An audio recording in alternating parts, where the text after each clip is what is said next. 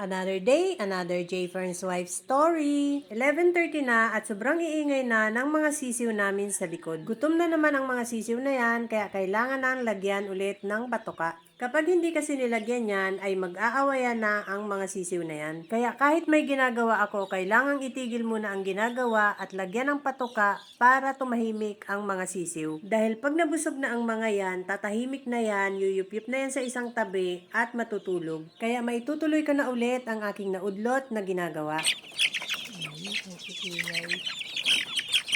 Ito naman yung 4 na cockerels na hiniwalay ni J. Fern doon sa multi-purpose pen na nambabara ko. Tig-isa talaga silang scratch pen dahil pag pinagsama ay hindi po pwede. Gutom na rin yan pero hindi sila maingay. Pagkatapos kong ang lagyan ng mga patoka, ayan tahimik na silang kumakain. Kapag natapos ng tumuka ang mga yan, pupunta na yan sa isang tabi at magpapahinga. Ito naman yung medyo malalaki ng cockerels. Tahimik na rin silang nakain at maya-maya ay maghahaponan na yan at magpapahinga. Dati laging nag-aawayan yan, buti ngayon ay hindi na. Ito naman yung mga baby pullets. Malalaki na rin sila at kailangan na rin silang ilipat sa multipurpose pen. Naubos na rin nila ang inumin nilang vitamins at papalitan ko na lang ng tubig.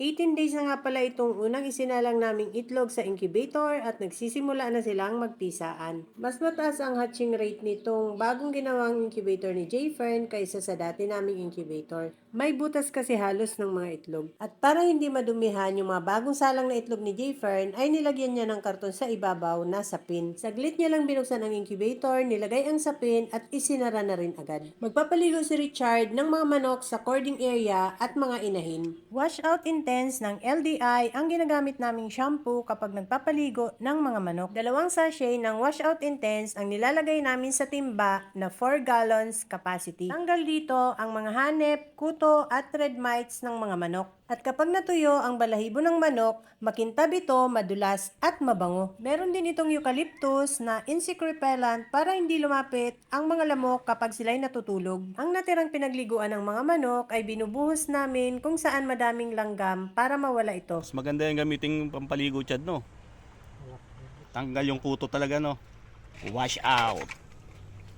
Kahit medyo kulimlim ay sobrang init ng singaw kaya nagpaligo sila ng mga manok na nasa cording area. Kunti na lang ang mga manok na nakatali namin sa cording area, wala nang 20 heads yan. Pero nadadagdagan ulit ngayon dahil yung ibang mga palabas namin ngayong breeding season ay itinali na rin dyan sa cording area. Dahil malalaki na rin ang mga nasa range area, baka 1 hanggang 2 buwan ay itali na rin sila sa cording area. Kinahaponan pagkatuyo ng mga manok ay binigyan nila ng vitamin B complex na maintenance. Thiabex XS ang binibigay naming maintenance para sa aming mga manok. Vitamin B complex ito na meron ding calcium at iron. Kaya mas magandang gamitin pang maintenance sa mga manok. Kapag ganitong tag-init ay once a month kami nagbibigay ng B-complex vitamins sa aming mga manok. At kapag tag-ulan naman ay every 2 weeks kami nagbibigay ng vitamin B-complex para hindi sila lamigin. 0.5 ml ang binibigay namin sa aming mga manok.